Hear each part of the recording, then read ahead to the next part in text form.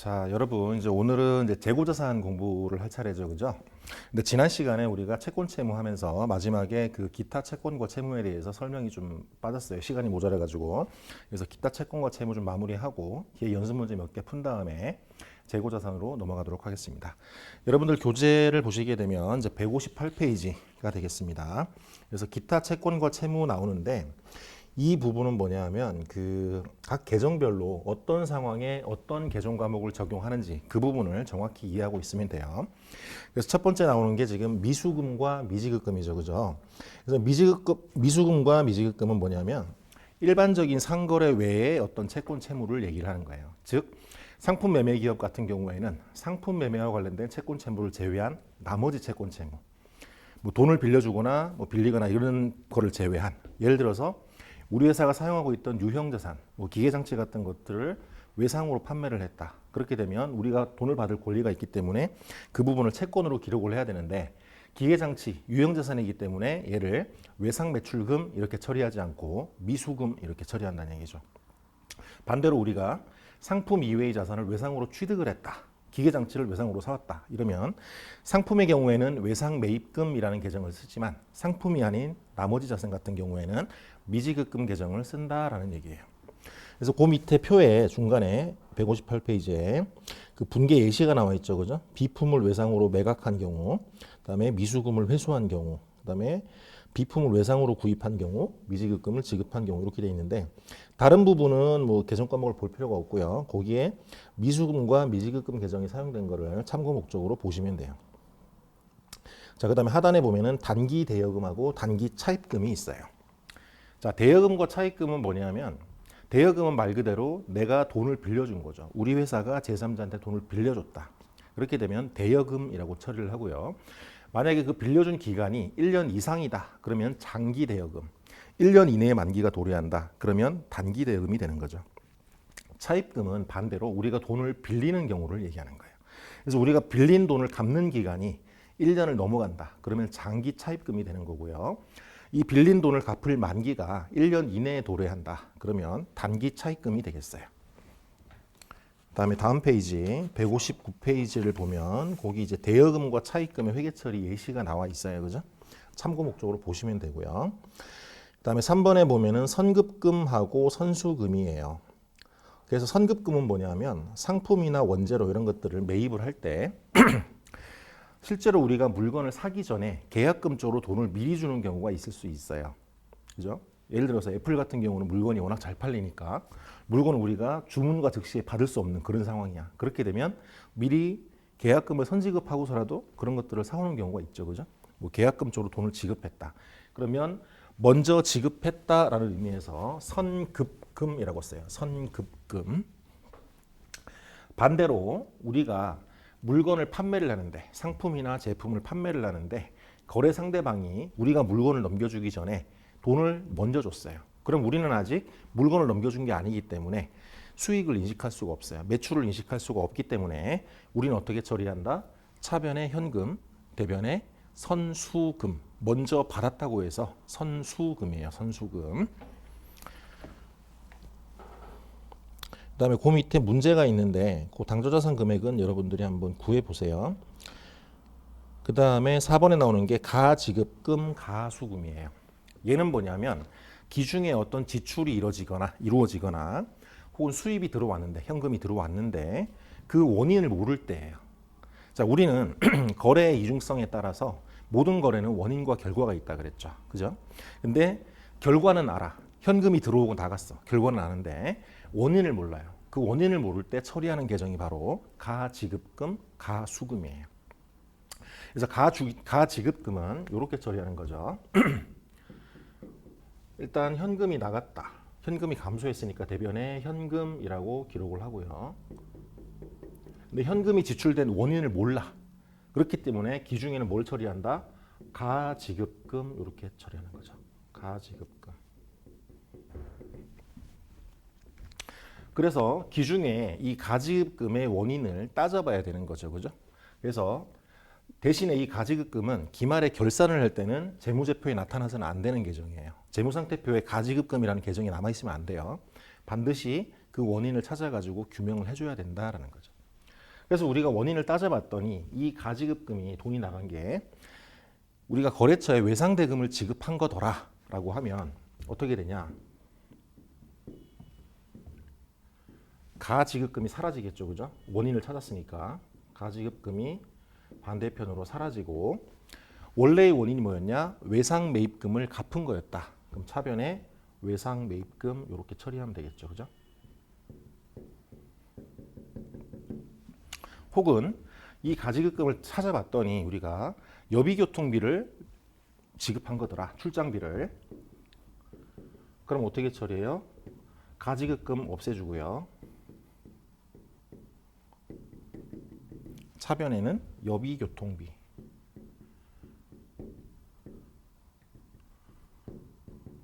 이렇게 원인을 찾아서 써주면 된다는 거죠. 반대로 가수금은 어떨까요? 가수금. 가수금은 반대예요.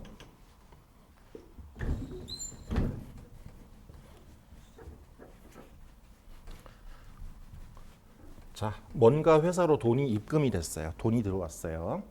그래서 현금이 증가를 했어. 현금이 이만큼 증가를 했어. 근데 현금이 증가한 원인을 몰라요.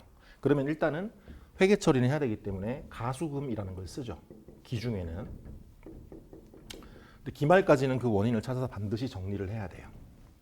자, 그래서 우리가 기말이 되기 전에 이 원인을 찾아봤더니 거래처로부터 외상대금을 회수한 거더라. 우리의 외상매출금을 회수한 거였더라. 라고 하면 자, 대변에 있던 가수금이 없어져야 되겠죠. 그죠? 가수금이 없어지면서 대변에는 뭘 기록한다? 외상매출금. 이렇게 정리를 해주면 된다. 혹은 예를 들어서 뭐 얘가 이자 수익이 뭐 누락된 거더라. 그러면 가수금을 없애주면서 이자 수익 이렇게 처리해주면 되고요. 그래서 가지급금, 가수금 얘기를 했고요. 그 다음에 5번에 보면은 미수 수익과 미지급 비용, 선급 비용과 선수 수익 얘기를 했었어요. 요거는 여러분들 우리가 회계 순환 과정에서 결산, 정리 항목을 배울 때 발생 항목과 이연 항목에 대해서 얘기를 했었죠. 그죠? 그래서 미수 수익과 미지급 비용은 발생 항목이었고요. 그러니까 기중에 회계 처리가 없다가 기말 결산을 할 때 어떤 기관 경과분에 따른 수익 비용을 정리해 주는 계정으로서 발생 항목이라고 얘기를 했고요. 미수 수익하고 미지급 비용이 대표적이다라고 얘기했어요. 그리고 선급 비용과 선수 수익은 뭐였다? 이연 항목이었죠. 기중에 회계 처리할 때 뭔가 예를 들어서 뭐 보험료라든지 선급 보험료로 처리했을 때 기말 시점에 기간 경과분에 따라서 수익 비용을 배분을 해주는 과정에서 발생하는 그런 항목이었다. 그래서 선급 비용과 선수 수익 이런 것들이 있었어요. 그죠? 그 다음에 6번에 종업원 단기 대여금하고 예수금이 있어요. 종업원 단기 대여금은 예를 들어서 뭐 급여 가불금 이런 것들이 있을 수 있는데 급여 가불금은 그냥 선급 비용 처리해도 돼요. 어차피 나중에 급여로 처리가 될 항목이기 때문에. 그래서 굳이 뭐 종업원 단기 대여금 이렇게 구분할 필요는 없어요. 구분해도 관계는 없지만. 자, 그 다음에 이제 급여의 회계 처리가 나오는데 그 밑에 문제를 한번 볼게요. 그게 급여 명세서예요. 그래서 지금 봤더니 직원 이름이 성실한이고요. 실수령액이 220만 원이에요. 내역을 봤더니 총 월급은 245만 원인데 세금으로 소득세로 15만 원, 그리고 지방소득세로 15,000원, 그 다음에 건강보험료로 85,000원을 징수를 당했죠. 원천 징수를. 그래서 총 25만 원을 원천 징수 당해서 실수령 금액이 220만 원이다라는 거죠. 자, 급여를 회계 처리할 때는 자, 요렇게 하면 돼요. 자, 일단 차변에 급여라고 하는 비용이 발생을 했죠. 그죠?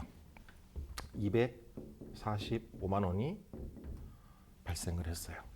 그리고 얘는 보통 뭐 예금으로 지급하죠. 그죠? 보통 예금으로 지급하니까 대변에 현금 245만 원 이렇게 기록을 하고요. 자, 문제는 이제 세금하고 건강보험료예요. 4대 보험료. 얘들을 어떻게 할 거냐? 세금이랑 4대 보험료는 회사의 몫이 아니죠. 직원으로부터 걔를 원천 징수를 해서 세금은 국세청에다 납부하고 세무서에다가 4대 보험료는 건강보험관리공단에 납부를 하는 거죠. 그죠? 그렇기 때문에 어떻게 된다? 직원한테 준 월급에서 다시 우리가 받아와야 되는 거죠. 일단은 원천 징수 의무가 있으니까 현금 25만 원을 다시 받아오고, 대변에는 여기에다가 뭐 소득세 예수금, 지방소득세 예수금, 건강보험료 예수금 이렇게 써도 되고요. 그냥 한 계정 과목으로 예수금 이렇게 처리를 해도 돼요. 25만 원. 그래서 이 예수금이라고 하는 계정은 제3자를 대신해서 받은 금액을 예수금이라고 해요. 우리한테 귀속될 수익이 아니라 제3자를 위해서 대신 받은 돈, 계를 처리할 때 쓰는 계정이 예수금이다라는 거죠. 예수금. 그래서 이 예수금의 대표적인 예가 바로 세금하고 뭐 소득, 근로소득에 대한 원천징수 세액하고 4대 보험료. 여러분들 4대 보험료가 뭐예요? 4대 보험료가 국민연금, 건강보험료, 그다음에 뭐가 있죠? 고용보험료, 그다음에 실업급여,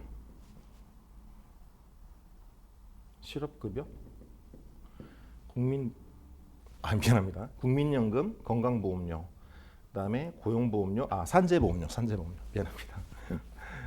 실업급여는 고용보험에 포함되어 있죠, 그죠? 그다음에 산재보험료, 국민연금, 건강보험, 고용보험, 산재보험료, 보험 이 네 가지를 4대 보험이라고 우리가 얘기를 하죠, 그죠?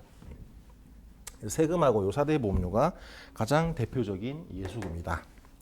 그리고 우리가 부가가치세가 있는데, 부가가치세. 자, 물건을 판매를 할 때, 예를 들어서 우리가 100원짜리 물건을 판매를 할 때 보통 우리 가게에서 사면 보통은 이 100원에는 물건값하고 부가가치세가 포함이 돼 있어요. 그죠? 그래서 계산을 편하게 하기 위해서 일단 110원이라고 가정을 해볼게요. 110원. 우리가 가게에 가서 물건을 110원짜리를 사면 그 중에 10%는 부가가치세예요. 즉 100원은 물건값이고 부가가치세 10원이 붙어요. 10%가. 그렇게 되면 판매하는 입장에서 보면, 판매하는 입장에서는 어떻게 처리를 해야 되느냐? 일단 현금을 받겠죠. 자, 물건을 판매하게 되면 현금을 얼마를 받느냐? 110원을 받겠죠. 그 중에서 물건값에 해당되는 100원은 매출로 처리하고요. 우리의 몫이니까 100원. 나머지 10원은 뭐냐면 국가를 대신해서 부가가치세를 징수를 한 거죠. 거래 징수를 한 거예요. 그래서 얘를 부가가치세 예수금, 줄여서 부가세 예수금 얼마? 10원. 이렇게 처리를 하는 거예요. 그래서 부가세 예수금도 국가를 대신해서 우리가 징수를 한 거기 때문에 예수금이라는 항목으로 기록을 한다라는 거죠. 그래서 예수금 얘기했고요. 7번에 보면은 선납세금하고 미결산 계정이 있어요. 자, 선납세금은 뭐냐면 우리 회사가 뭐 예를 들어서 이런 거죠. 돈을 은행에다 예치를 했는데 이자 수익이 발생을 했어요.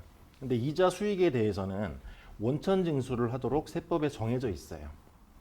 그러니까 이자를 지급하는 자가 이자 소득이 생긴 사람한테 그 소득을 지급할 때 해당되는 세금을 미리 징수를 해서 국가를 대신해서 징수를 해서 관할 세무서에다가 납부를 하게 돼요. 이걸 우리가 원천 징수라고 얘기를 해요. 여러분들 나중에 세법을 공부하시다 보면은 원천 징수라는 말이 나와요. 자, 그럼 이런 거죠. 예를 들어서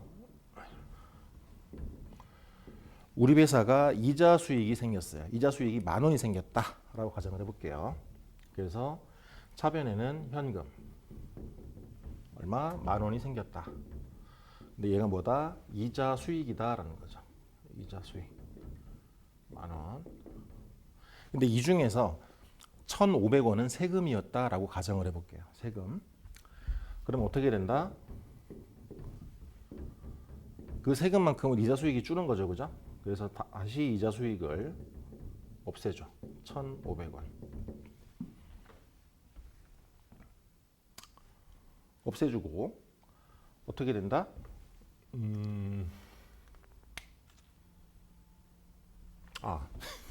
미안합니다. 내가 잘못했네. 1,500원만큼은 이자 수익에 대해서 우리가 원천징수 당한 세금이죠, 그죠? 그래서 세금을 미리 내는 거예요. 세금을 미리 내는 거. 그래서 책에는 지금 선납 세금이라고 하는데 실무에서는 보통 선급 법인세라고 써요. 선급 법인세. 우리는 기업을 대상으로 하니까 만약에 개인 기업이면 여기가 선납 소득세가 되겠죠. 어찌 보면 선급 소득세, 뭐 선급 법인세. 그래서 1,500원. 이렇게 되고 그다음에 현금이 그만큼 감소를 하겠죠. 그죠? 미리 냈기 때문에. 그래서 요 두 개의 분계를 합치면 현금이 감소를 하겠죠. 8,500원. 그다음에 선급법인세가 1,500원. 그리고 이자 수익이 10,000원. 이렇게 기록이 되는 거죠. 이런 것들이 바로 선급법인세 혹은 선납세금이다라는 거죠. 그리고 또 어떤 경우에 선급법인세를 쓰느냐? 자, 법인의 경우에는 6개월 단위로 세금을 중간예납이라는 걸 해요. 중간예납. 안 그러면 정부가 재정 지출을 하기 위해서는 수입이 꾸준히 들어와요. 그래서 뭐 가장 이상적인 거는 매달 세금이 들어오면 제일 좋겠지만 법인세나 소득세 같은 경우에는 그렇게 하기가 쉽지는 않아요. 물론 소득세는 원천징수라는 제도를 통해서 매달 세수가 들어오도록 구조를 만들어 놨죠. 근데 법인세는 그렇게 하기가 쉽지가 않아요. 그렇기 때문에 법인세는 1년에 2번 징수를 한다고 보면 돼요. 그래서 6개월마다 징수를 한다. 그래서 첫 6개월 동안의 세금을 미리 징수하는 거를 우리가 중간 예납이라고 그래요. 중간 예납. 그래서 법인세를 중간 예납을 했다. 그 경우에 계정을 선급법인세라는 계정을 쓴다는 거죠. 그래서 차변에 선급법인세, 대변에 뭐 현금 이런 식으로 처리를 한다. 그래서 기타의 채권과 채무는 어떤 상황에 어떤 계정 과목을 쓰는지를 잘 이해하고 있으면 돼요. 자, 그 다음에 이제 연습 문제 몇 개 풀어보고 재고 자산으로 넘어가도록 할게요. 여러분들 교재를 보면 이제 163페이지예요. 거기 보면은 연습 문제가 나오는데 1번 한번 볼게요. 다음 자료를 토대로 외상으로 판매한 금액, 외상 매출 금액을 구해봐라라고 돼 있어요. 자, 요런 유형의 문제는 T 계정을 그려서 해결하면 편리해요. T 계정을 이용해서 실수를 안 하게 되죠. 그냥 풀면 실수를 하게 돼. 그래서 T 계정을 그린다라는 거죠. 그래서 지금 거기 나와 있는 내용이 다 외상 매출금 관련 내용이죠, 그죠? 그래서 외상 매출금 T 계정을 그린다.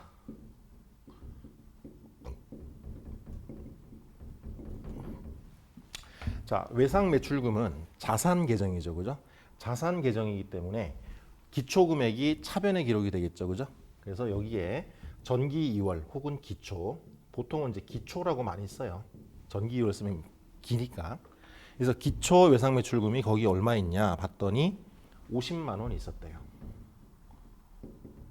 50만 원.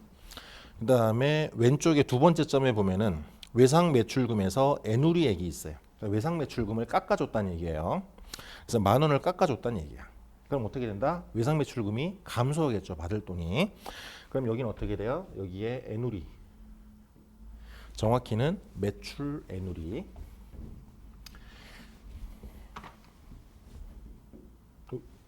미안합니다. 예. 매출 애누리. 자, 물론 이제 뒤에 가서 설명을 할 텐데 애누리라는 얘기는 뭐냐면 어떤 물건에 하자가 있어가지고 물건값을 깎아주는 거예요. 자, 우리 물건을 사가지고 간 고객이 취할 수 있는 액션은 두 가지가 있어요. 해당 물건을 반품하거나 혹은 연락을 해서 물건값을 깎아주세요 그래요. 정상적인 제품보다 물건에 하자가 있으니까 물건값을 깎아주세요 하는 거죠, 그죠? 그래서 어떤 하자가 있어서 물건을 깎아주는 거를 애누리라고 얘기를 해요. 반면에 회계학에서 할인이라고 하는 거는 뭐냐면, 자, 물건을 우리가 외상으로 판매를 했다라는 거는 그 외상 대금을 지급할 때까지 기간, 예를 들어서 한 달이든 두 달이든 그 기간 동안에 무상으로 외상으로 준 거죠, 그죠? 그 기간 동안에 어떤 신용을 공유한 거로 보는 거야. 그래서 원래는 2달 안에 지급하기로 했는데 실제로는 이 사람이 일주일 만에 돈을 갚은 거야. 그럼 무려 한 달하고도 3주나 빨리 돈을 갚은 거죠, 그죠? 그러면 그 빨리 갚은 거에 대한 뭔가 인센티브를 주기 위해서 물건값을 깎아주는 거예요. 그걸 우리가 회계학에서는 할인이라고 얘기를 해요. 그래서 회계에서는 할인하고 애누리가 다른 개념이죠. 그러니까 국어적인 의미에서는 애누리하고 할인이 같은 의미이지만 회계에서는 애누리하고 할인이 다른 개념이다. 애누리는 물건에 어떤 하자가 있어서 값을 깎아주는 것. 그다음에 할인 같은 경우는 어떤 신용 조건에 따라서 대가를 깎아주는 것을 할인이라고 한다라는 거죠. 참고 목적으로 알고 계시고. 자, 그 다음에 오른쪽으로 가서 외상 매출금의 회수액이 60만 원이 있었대요. 자, 외상 매출금을 회수하게 되면 어떻게 기록해요? 차변에 현금, 대변에 외상 매출금이죠. 외상 매출금의 대변에 기록하는 거죠. 그래서 현금 얼마를 회수했느냐? 60만 원 회수했다. 60만 원 회수했다. 그리고 외상 매출금의 기말 잔액이 30만 원이다.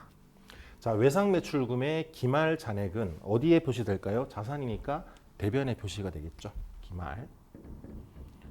정확히는 차기 2월. 그래서 기말 잔액이 얼마냐? 30만 원 돼 있었다라는 거죠. 그래서 외상 매출금 계정의 대변 합계가 91만 원이 되는 거죠. 자, 그러면 차변 합계도 91만 원이 돼야 되는 거죠. 그죠? 그러면 여기 차이 나는 금액이 얼마다? 50만 원이 91만 원이 되기 위해서는 41만 원이 필요하죠. 이 41만 원이 뭐다? 바로 외상 매출액이다라는 거죠. 이렇게 분개를 한 거죠. 차변의 외상 매출금 얼마? 41만 원. 대변의 매출 41만 원. 외상 매출금 계정 차변에다가 41만 원 기록해라. 상대 계정은 매출이니까 여기에 매출이 되는 거죠. 매출 41만 원. 그래서 답이 3번이다라는 얘기죠. 자, 3번에 보면은 다음 자료를 토대로 2001년 말 손익계산서에 보고할 대손상각비를 구해봐라라고 되어 있어요. 우리 대손회계처리 지난 시간에 설명했죠, 그죠? 자, 2001년도 1월 1일자에 대손 충당금의 잔액은 15만 원이다라고 되어 있어요. 15만 원. 근데 2001년도 5월 1일 날 거래처가 파산을 했대요. 그래서 매출 채권이 20만 원이 회수 불가능하게 되었다라는 거죠.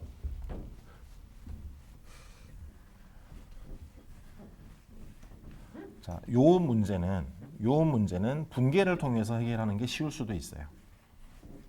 T계정을 그리지 말고 요런 유형은, 자, 문제 유형은 적응하면 돼요. 자, 그래서 1월 1일자는 회계 처리가 없고요. 5월 10일이었죠, 그죠? 5월 10일 날 거래처가 파산을 했대요. 그래서 우리가 돈을 떼었다. 돈 얼마를 떼었느냐? 20만 원 떼었대요. 그래서 외상 매출금이 감소를 해야 되겠죠. 돈을 떼었으니까 얼마? 20만 원만큼 돈을 떼었다. 그럼 회계 처리할 때 차변에 뭐를 먼저 기록한다 그랬죠? 대손 충당금을 먼저 써라. 대손 충당금을 없애주는데 기초에 있었던 잔액을 봤더니 15만 원밖에 없었대요. 그럼 차이 나는 5만 원이 있는데 얘는 뭐다? 추가로 우리가 대손 상각비라고 비용으로 인식을 해야 된다. 자, 이렇게 되면 5월 10일자에는 대손 충당금 잔액은 0이 되는 거죠. 그죠? 15만 원 있던 거 다 헐어 썼으니까. 그리고 나서 기말에 갔더니 매출 채권 잔액은 750만 원인데 여기에 대해서 1%의 대손 충당금을 설정을 했다.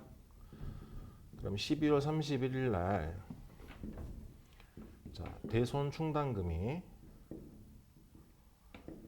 잔액이 얼마가 필요하냐? 750만 원의 1%, 즉 7만 5천 원이 필요하다. 근데 대손 충당금 설정하기 전에 수정 전 잔액이 0이었죠. 그죠? 0을 7만 5천 원 만들어야 돼. 요거만큼 뭐를 인식한다? 손익계산서에 비용으로 인식한다.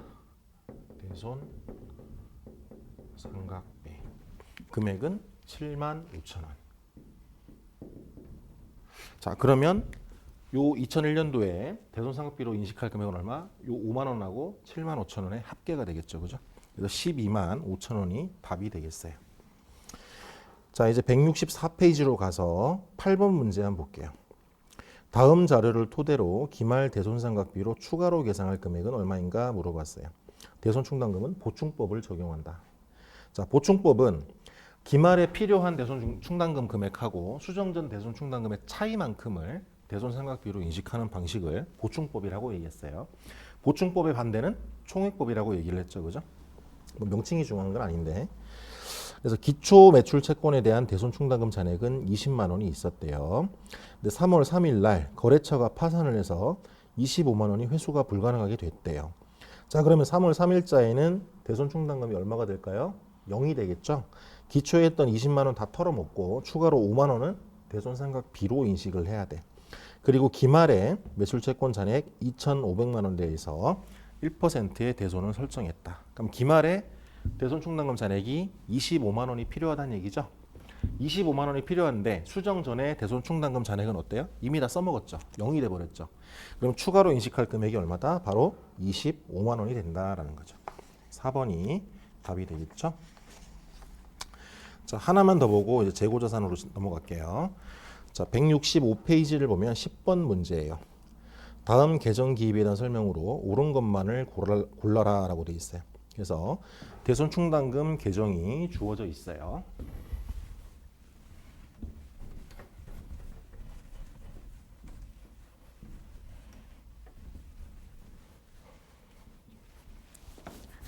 자, 한번 그려보면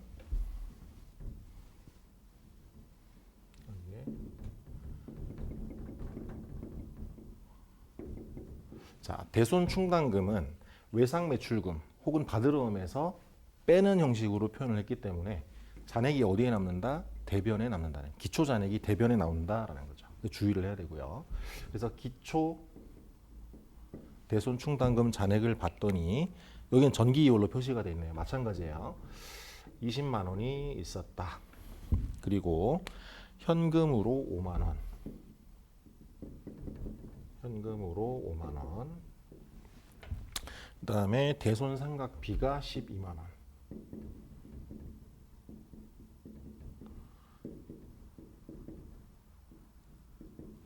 그리고 차변에는 외상 매출금 10만 원 돼 있네요.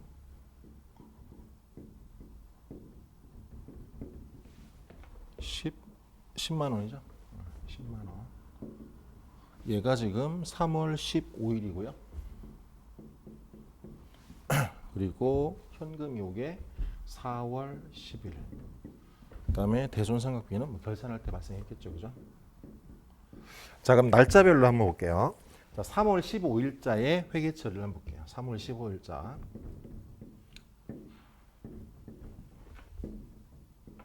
자, 3월 15일자는 대손 충당금 계정 차변에다가 10만 원 적었죠. 그죠? 그래서 차변에 대손 충당금 얼마? 10만 원.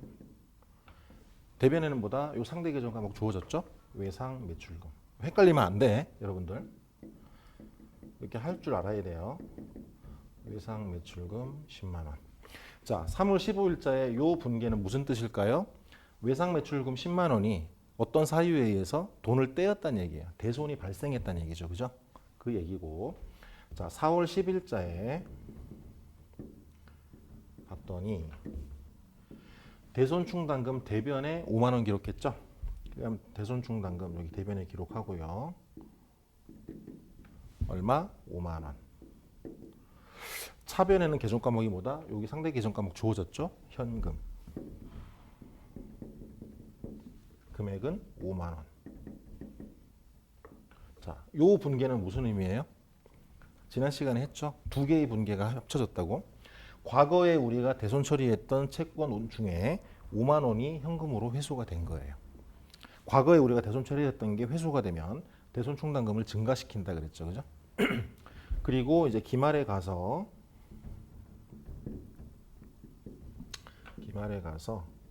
자, 대손 충당금 계정 대변에다가 12만 원 기록했어요.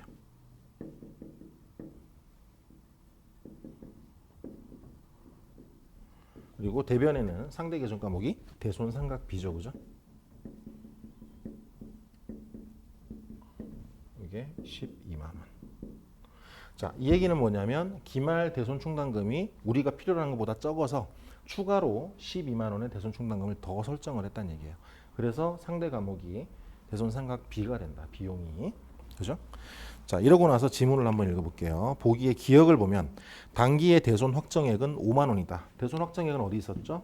3월 15일자 요거죠. 그죠? 대손 확정액은 얼마? 10만 원이 되는 거죠. 틀렸네. 니은 재무상태표에 표시되는 대손 충당금은 27만 원이다 라는 거죠. 27만 원이다. 맞을까요? 얘는 차변 합계와 대변 합계를 구해보면 돼요. 자, 차변 합계가 지금 10만 원이죠. 그죠? 대변 합계가 37만 원이에요. 그러면 차이가 지금 차변에 27만 원이 모자라죠? 27만 원. 얘가 뭐다? 기말 대손충당금 잔액이다. 즉 차기 2월이다라는 거죠. 차기 2월. 그래서 27만 원이다. 니은은 맞죠, 그죠? 디귿 손익계산서에 표시되는 대손상각비는 12만 원이다라고 돼 있는데 맞죠? 여기 대손상각비를 건드린 건 요 분기 하나밖에 없었죠, 그죠? 그래서 디귿도 맞다. 니은 디귿이 답이 되겠어요. 자, 이런 식으로 T 계정을 분석할 줄 알아야 돼요. 자, 이제 재고자산으로 넘어갈게요. 재고자산.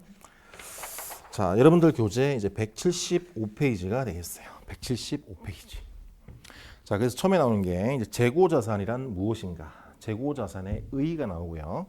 두 번째가 이제 취득원가는 어떻게 결정할 것이냐? 요 얘기가 나와요. 그래서 재고자산의 의의를 먼저 설명을 해보면 이제 교재를 한번 읽어볼게요.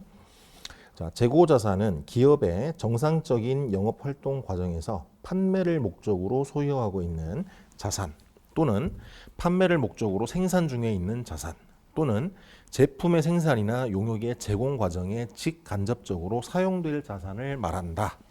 자, 이 긴 문장에서 키워드를 잡아내야 돼요. 키워드. 키워드가 뭘까요? 여기에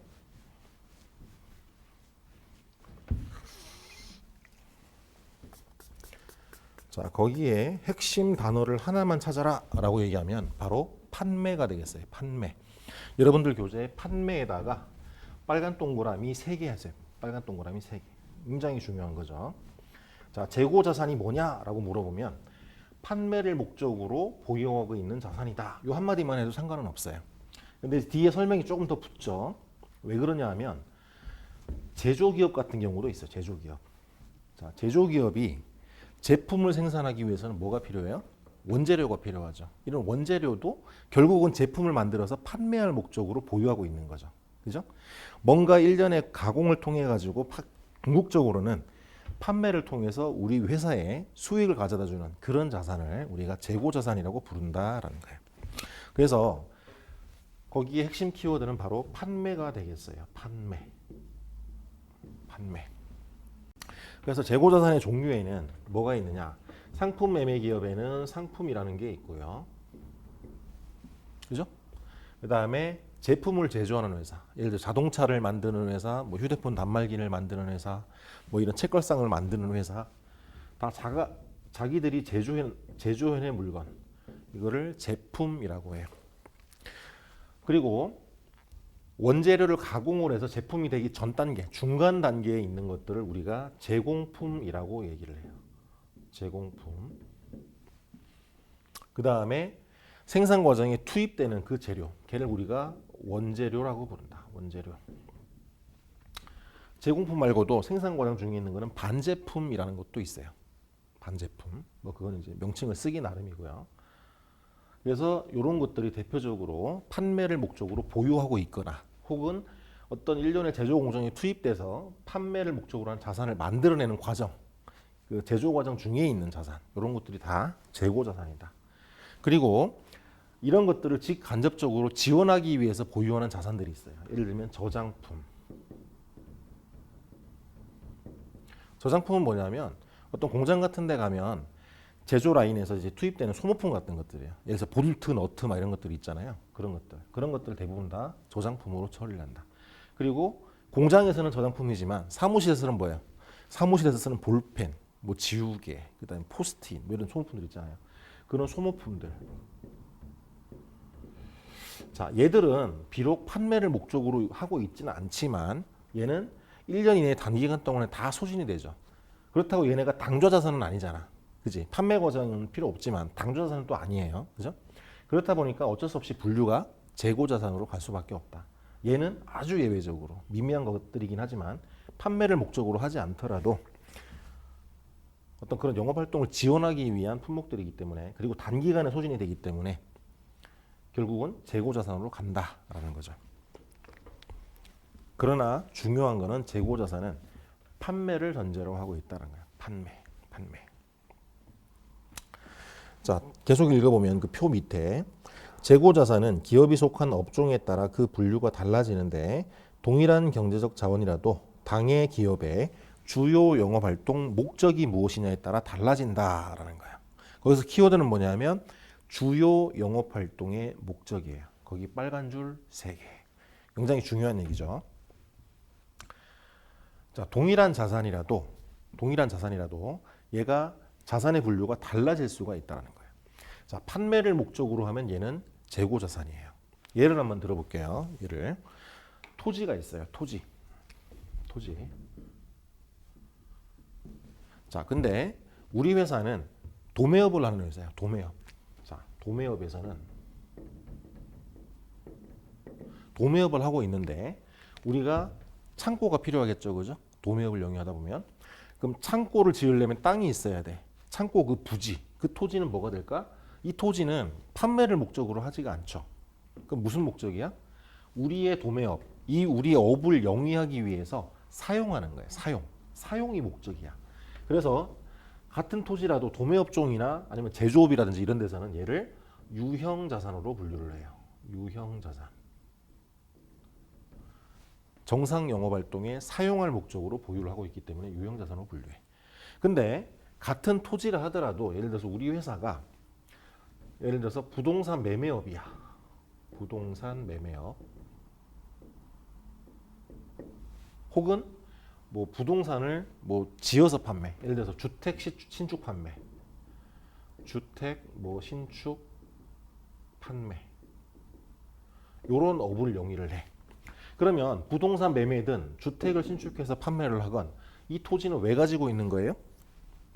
건물을 올리거나 뭔가 이 토지를 개발을 해가지고 판매할 목적이죠. 판매할 목적. 그래서 이런 경우에는 똑같은 토지라도 뭘로 분류가 된다?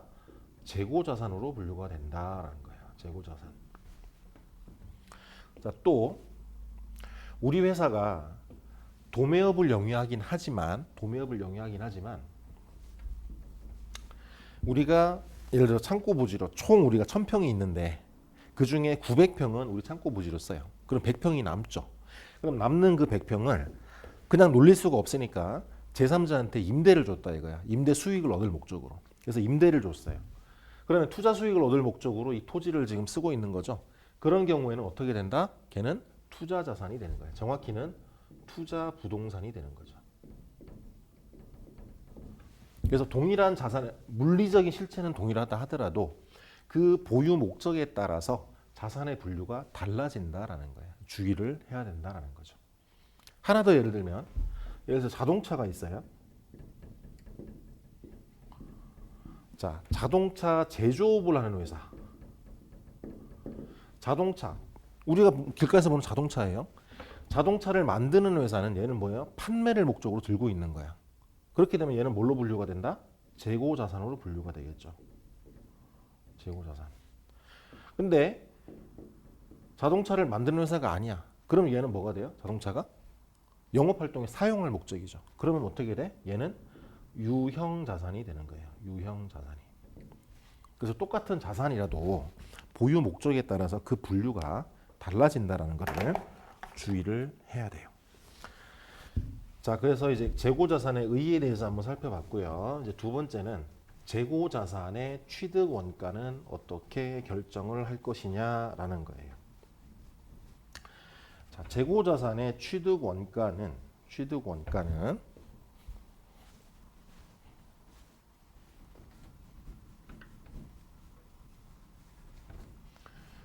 자, 여러분들 교재를 한번 보면 175페이지죠, 그죠? 하단에 보면 재고자산은 원칙적으로 취득 원가로 기록이 돼요. 근데 이 취득 원가가 뭐냐?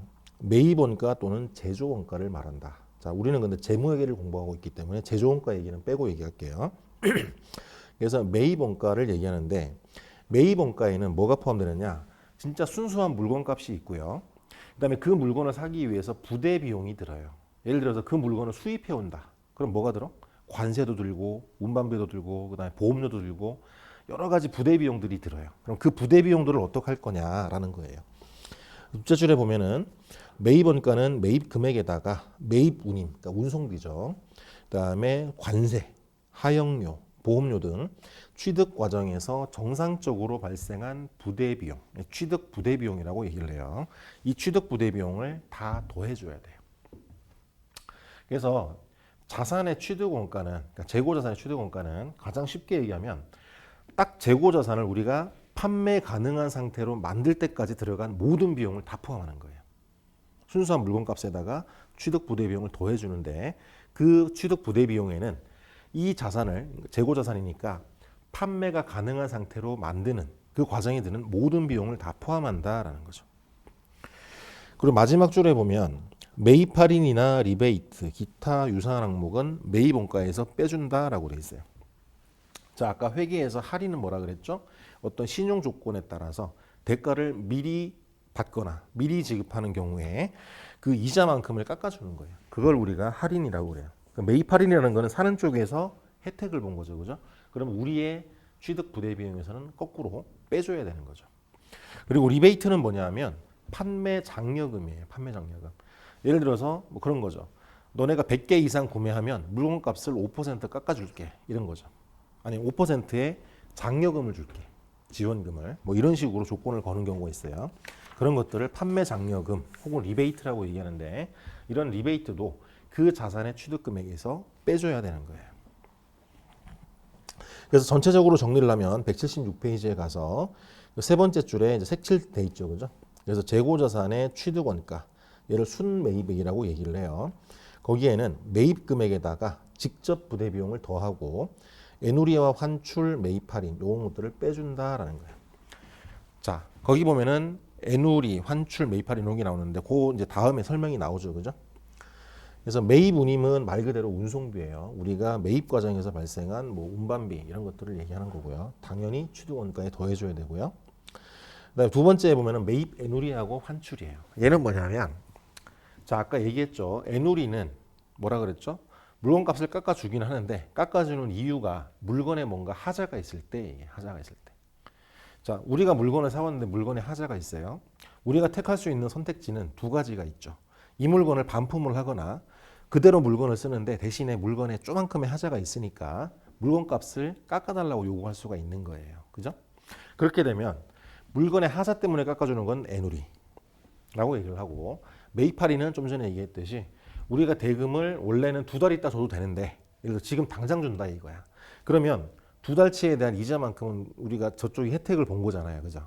그 중에 일부를 깎아주는 거예요. 깎아주는 거. 그래서 그 좀 책에 보면은 매입 할인에 대해서 얘기가 나와 있는데 그건 좀 이따 설명하고 그다음에 환출 있어. 환출. 매입 환출이죠. 정확히는. 매입 환출은 뭐냐면 물건에 하자가 있어서 우리가 반품을 선택하는 경우예요. 물건을 다시 돌려보내는 거죠. 그죠? 그런 경우에는 매입 환출이라고 얘기를 해요. 자, 그러면 얘를 매입 애누리와 환출 얘를 거꾸로 뒤집으면 반대로 우리가 이제 물건을 파는 입장이 된 거야. 그럼 얘는 어떻게 된다? 매출 애누리고 환입이 되는 거예요. 매출 애누리 및 환입. 반품을 받는 거니까 환입이 되는 거죠. 마찬가지로 매출 애누리와 매출 환입도 뭘로 처리한다? 매출액에서 빼준다라는 거예요. 매출액에서 빼준다. 자, 그 다음에 이제 매입 할인 나오죠. 거기에 보면 중간에 이게 있어요. 할인은 아까 신용 조건에 따라서 깎아주는 거라고 얘기했는데 거기 중간에 보면은 이런 조건이 붙어 있어요. 2하고 슬래시 10이고 그 다음에 여기에 n 그 다음에 30 이렇게 돼 있어요. 이런 조건이 있는데 얘는 뭐냐면 대금을 10일 이내에 지급하면 2%를 깎아주고 최대한 30일 이내에는 돈을 갚아야 된다라는 뜻이에요. 그러면 만약에 15일 이내에 갚았다. 그럼 얘는 뭐예요? 할인 없이 그냥 액면 그대로 갚는 거예요. 원금 그대로. 30일이 지나서 갚는다. 가능한 얘기죠. 30일 넘어갔다? 그건 이제 서로 이제 싸움 날 일이죠. 그죠? 그런 거고. 만약에 10일 이내에 지급하면 2%를 할인해 주겠다라는 뜻이에요. 의미가. 자, 177페이지로 가서 거기 예제가 나오죠. 그죠?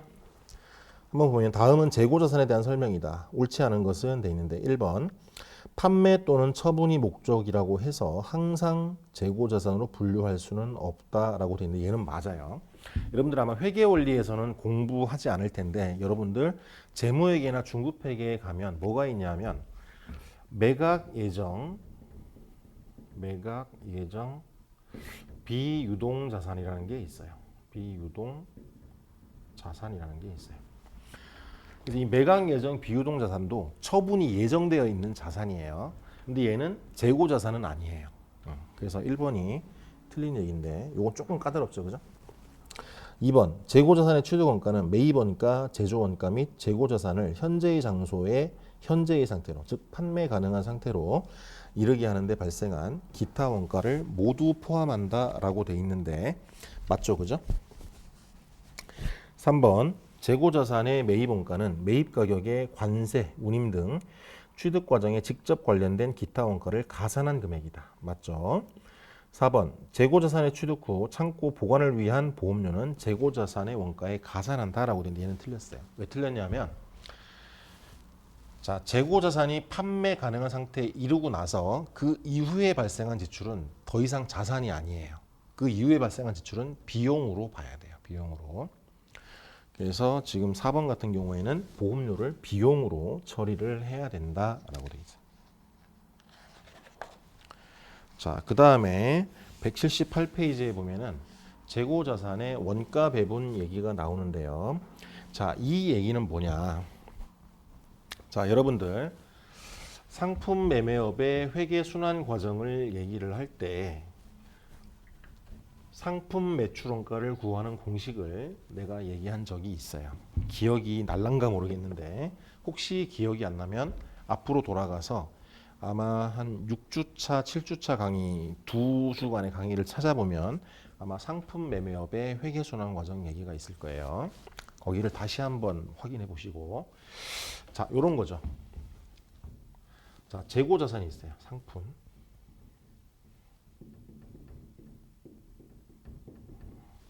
상품 있고 자, 우리가 매출 원가를 구하는 공식을 한번 떠올려 볼게요.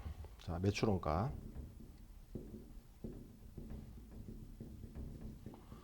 자, 매출 원가는 어떻게 구했냐? 자, 기초 상품 재고액에다가 뭐를 더한다? 당기 매입액. 요 당기 매입액은 우리가 공부했던 것 중에 순 매입액을 얘기해요. 순 매입액. 그 다음에 빼기 뭐가 된다? 기말 재고액이 된다. 기말 상품 재고액. 이게 된다. 자, 얘를 그때 내가 T 계정으로 그려서 설명을 했었죠.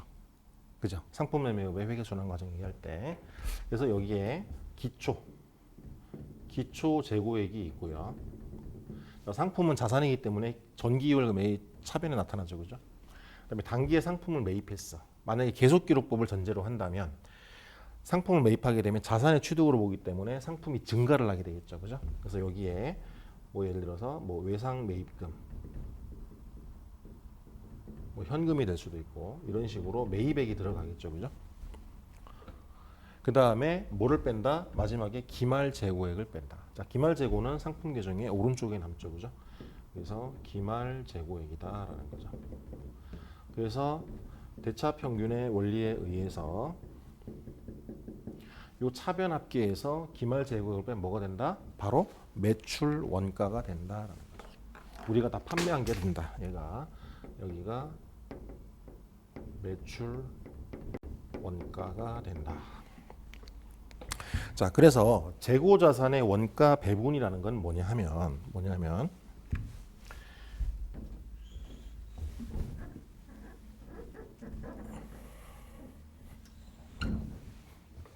자, 요 재고자산 상품 계정의 차변 요 합계 기초 재고액의 단기 매입액을 더한 금액 얘를 우리가 뭐라고 부르느냐? 판매 가능 재고라고 불러요. 판매 가능 재고. 그 얘기예요. 자, 기초에 우리가 그러니까 금액 말고 개수로 한번 얘기해 볼게요. 기초에 우리가 창고를 열어봤더니 재고가 10개가 있었어요. 근데 올 회계년도 동안 우리가 상품을 총 100개를 매입했어. 그러면 내가 올해 총 팔아먹을 수 있는 상품의 개수는 뭐가 된다? 기초에 있던 10개에다가 올해 매입한 100개를 합친 110개가 최대한 판매 가능한 상품이죠. 그죠? 그래서 이름이 판매 가능 재고예요. 그래서 이 판매 가능 재고를 결국은 어떻게 배분을 해주느냐. 판매 가능 재고 중에서 110개 중에 팔린 부분 그리고 안 팔린 부분 쪼개준다는 얘기야. 팔린 부분과 안 팔린 부분으로 나눠준다. 그래서 팔린 부분은 우리가 명칭을 뭐라고 부르느냐? 얘를 매출 원가라고 불러요. 그리고 안 팔린 부분은 뭐가 된다? 바로 기말 재고가 된다라는 거예요. 그래서 재고 자산의 원가 배분이라 함은 판매 가능 재고 금액을 팔린 부분인 매출 원가와 팔리지 않은 기말 재고 부분으로 나눠주는 거를 우리가 재고 자산의 원가 배분이라고 얘기를 해요. 재고 자산의 원가 배분. 그래서 178페이지에 그 설명들이 나와 있으니까 한번 보시고요. 자, 두 번째는 이제 재고 자산의 수량 결정 방법이에요. 재고 자산의 수량 결정 방법. 자, 여러분들 상품 매매업의 회계순환 과정 얘기하면서 제가 재고 자산의 회계 처리 방법에는 두 가지가 있다라고 얘기를 했을 거예요. 뭐하고 뭐가 있다 그랬죠? 네, 바로 계속 기록법하고 실지 재고 조사법이 있다고 얘기를 했어요. 근데 그 얘기를 하면서 하나 더 덧붙인 게 뭐냐면 그 계속 기록법과 실지 재고 조사법은 재고 자산의 회계 처리 방법이기도 하지만 더 본질적으로는 뭐다? 기말 재고의 수량을 결정하는 방법이다라는 거예요. 자, 우리가 상품 매매업을 한번 생각을 해보면 기말 재고는 뭐와 뭐의 곱으로 나타내냐면 수량, 우리가 Q라고 한번 써볼게요. 퀀티티, 수량 곱하기 단가, 프라이스죠, 그죠? 요거 둘의 곱으로 결정이 된다라는 거죠. 자, 예를 들어서 우리가 창고를 열어봤더니 단가 10,000원짜리 재고가 100개가 있었다. 그럼 기말 재고면 얼마예요? 100만 원이죠. 그 100만 원은 어떻게 나왔어? 100개 곱하기 10,000원. 수량 곱하기 단가로 결정이 된다라고 얘기를 했어요. 그런데 요 수량을 결정하는 방법에는 두 가지가 있어요. 두 가지. 뭐가 있냐? 좀 전에 얘기했던 계속 기록법이 있고요. 두 번째는 실지 재고 조사법이 있어요. 조사법. 글씨를 잘못 썼네요. 조사법. 자, 계속기록법은 자 이제 한 번 더 설명하는 거예요. 상품 매매업의 회계순환 과정 얘기할 때 한 번 얘기했는데 한 번 더 얘기할게요.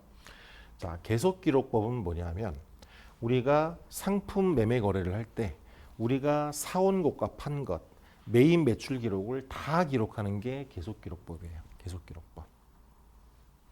그래서 계속기록법은 뭐예요? 기초에 있던 수량에다가 장부상에 우리가 매입한 수량, 장부상에 우리가 판매한 수량, 요거를 더하기 빼기 해서 기말 재고를 구하는 게 계속기록법이에요. 그러면 실지재고서법은 뭐냐면 다른 건 다 모르겠고 기말에 창고를 열어요. 그래서 실제 눈으로 재고의 개수를 세요. 그래가지고 기말 재고를 먼저 확인을 하고요. 그럼 장부에는 뭐와 뭐만 기록돼 있냐? 기초 재고하고 단기에 매입한 수량만 딱 기록이 돼 있어요. 그러니까 기초 재고하고 단기에 매입한 수량에서 우리가 창고 조사를 통해서 창고에서 실제로 재고를 조사해서 확인된 수량을 뺀 나머지는 뭐다? 다 팔렸다라는 거예요. 다 팔렸다라고 가정하는 게 바로 실지 재고 조사법이다라는 거예요. 자, 근데 두 방법은 장단점이 다 있어요. 뭐 장점이야 뭐 할 말이 없고 계속기록법은 뭐 기록이 정확하게만 이루어지면 굉장히 간편하게 원가를 뽑아낼 수 있다는 장점이 있는 거고 실지재고조사법은 적용이 심플하다는 거예요.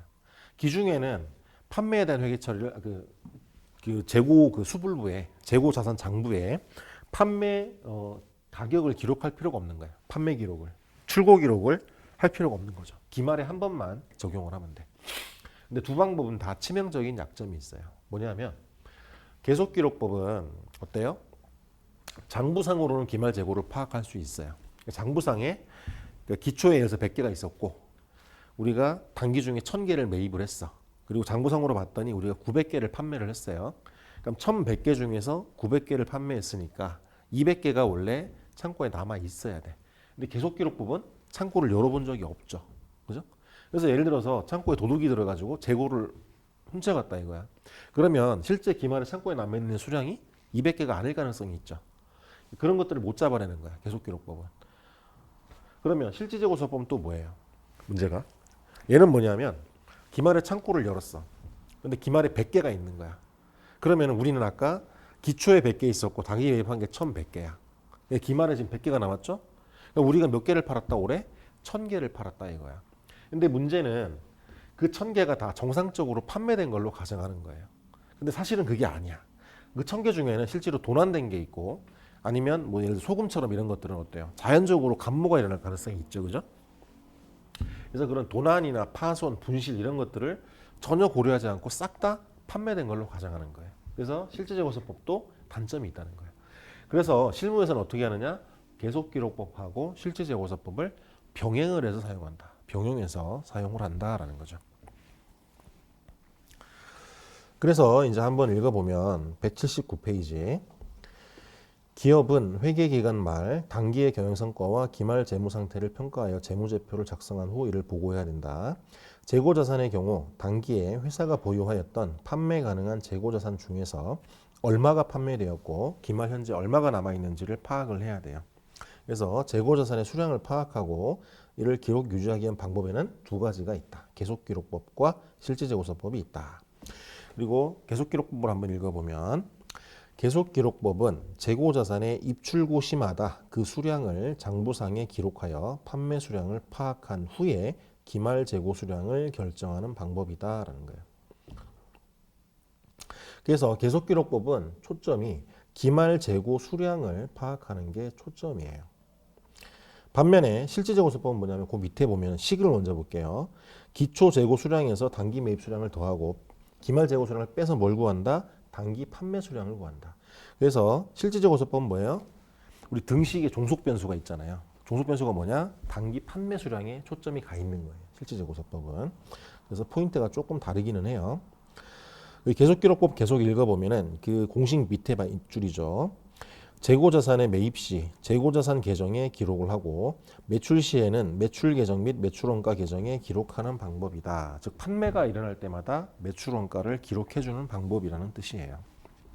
그리고 계속기록법은 상품 매입이 일어날 때 자산의 증가로 처리를 한다라는 거죠. 그래서 우리가 결산 직전에 수정 전 시산표를 만들게 되면 계속기록법을 적용하는 기업은 재고자산의 잔액이 언제적 잔액이다? 가장 최근 일의 잔액이다라는 거죠. 반면에 실질재고서법은 어때요? 판매가 일어날 때마다 원가를 기록해주지 않기 때문에 상품 계정을 건드리지 않아요. 실질재고서법에서는 매입이라는 계정을 쓴다고 얘기했었죠, 그죠? 매입 계정을 쓰고 재고자산을 전혀 건드리지 않기 때문에 재고자산 계정의 잔액, 수정 전 시산표상에 재고자산의 잔액은 언제적 잔액이다? 기초 시점의 잔액이다라고 얘기를 했어요. 계속기록법 한번 계속 읽어보면 이 방법은 판매될 때마다 일일이 매출 원가를 기록해야 된다. 불편하겠죠, 그죠? 그리고 재고자산 감모 손실을 파악할 수 없다라는 거예요. 실제 창고를 열어보지 않았기 때문에. 다만 장점은 뭐예요? 기말 결산할 때 매출 원가와 관련된 기말 결산 정리 분계를 전혀 할 필요가 없다라는 장점은 있죠. 자, 근데 계속기록법은 뭐 적용이 가능한 업종과 그렇지 않은 업종이 좀 나눠질 수도 있어요. 예를 들면은 우리 회사가 백화점이야. 수많은 종류의 재고와 어마어마한 양의 재고가 있어요. 그런 것들을 판매가 이루어질 때마다 매출 원가를 기록할 수 있을까요? 거의 불가능에 가깝다고 봐야죠, 그죠? 그래서 대부분은 실질재고서법을 기본으로 하고 계속기록법은 보충적인 방법으로 사용을 하는 거죠. 실질재고서법 한번 읽어보면 실질재고서법은 정기적인 실사를 통해서 재고 수량을 직접 세어보는 방법으로서 실사법이라고도 해요. 거래가 빈번하게 발생하는 기업이라면 판매 시마다 일일이 매출 원가를 산정하는 것이 매우 어렵다. 따라서 판매 가능 수량에서 기말 재고 실사를 통해서 구한 실지 재고 수량을 빼서 단기 판매 수량을 결정하는 것이 더 효과적이다라는 거죠. 효율적이죠.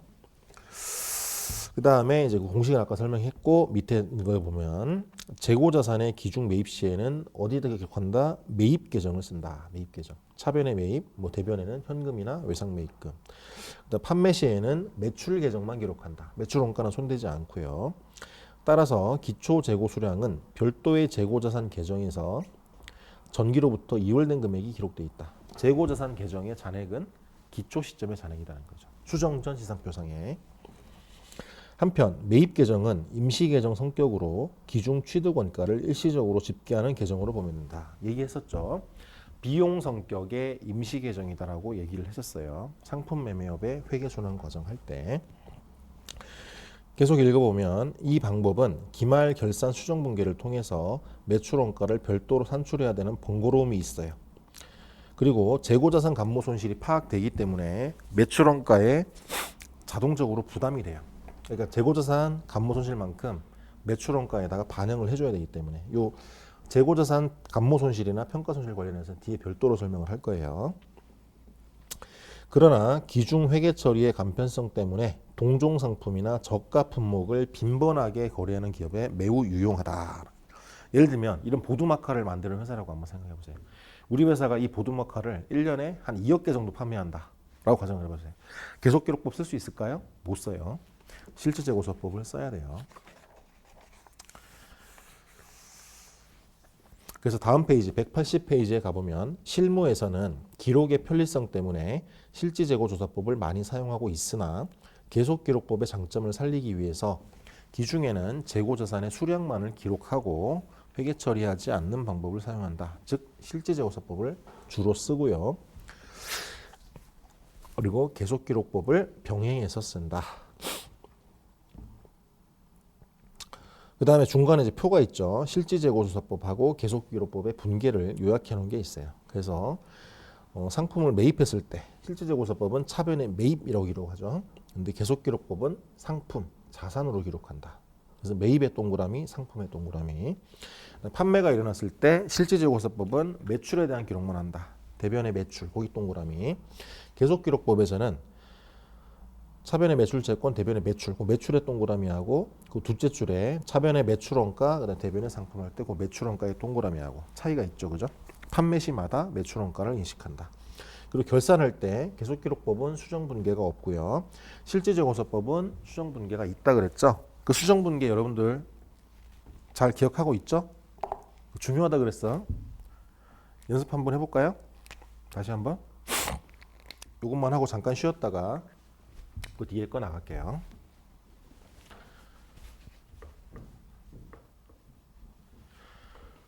자, 일단 매출원가 계정을 설정하는 걸 기준으로 해서 설명을 할게요. 다시 한번. 자, 매출 원가는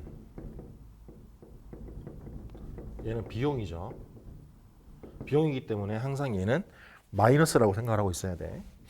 얘는 기초 재고액에다가 더하기 단기 매입액 빼기 기말 재고액이에요.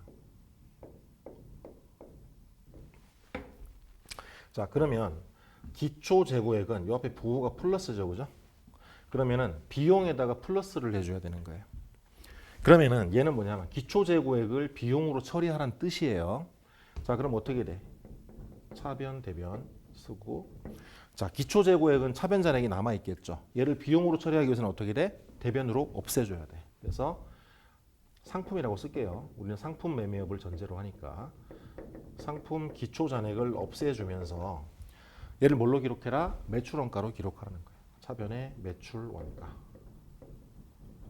그래서 이렇게. 그다음에 두 번째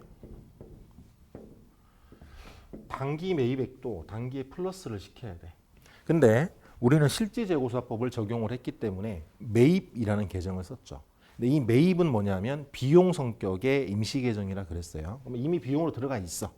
그래서 매입 계정을 그대로 쓸 거면은 이 두 번째 분계는 필요가 없어요. 근데 우리는 매출원가 계정을 쓰기로 했기 때문에 이름을 바꿔치기 한다. 매입 계정을 매출원가로. 그래서 매입 계정에 있는 금액을 없애준다. 얘를 매출원가로 이름만 바꿔치기 한다. 매출원가. 그다음에 마지막에 마이너스 기말재고액이에요. 비용에서 마이너스 해주라는 얘기죠. 비용에서 마이너스 해줘라. 자, 비용에서 마이너스를 해주게 되면, 자, 비용은 태생이 왼쪽이었죠, 그죠? 얘를 마이너스 시켜준다는 건 오른쪽으로 치우란 얘기예요. 그 대변의 매출 원가. 그리고 비용을 줄인 만큼 뭐를 인식해라? 자산을 인식해라 라는 거죠. 그래서 여기에 차변의 상품, 기말 그래서 그 지금 추정 공개가 이렇게 해서 나온 거예요. 기억을 더듬기 위해서 다시 한번 기억을 살리기 위해서 다시 한번 설명을 했고요. 밑에 그 실질재고서법하고 계속기록법 연습하는 거는 여러분들이 한번 해보세요.